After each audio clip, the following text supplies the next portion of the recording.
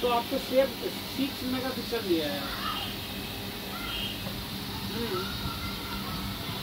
हाँ हाँ प्रोटेक्शन आप भेजा है ना, तो 5 मेगापिक्सल का order ID 45605994 RTO return. Megapixel देना पड़ेगा।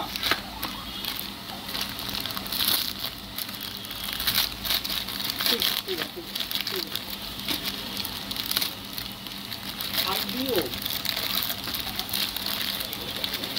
Wrong material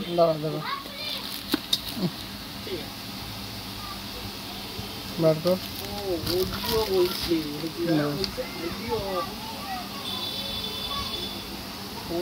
four megapixel IP bullet नहीं है ना, IP bullet 4 megapixel. Model number तो बोलते पाরবে? मॉडल नंबर তোমার চার্টে দেখো।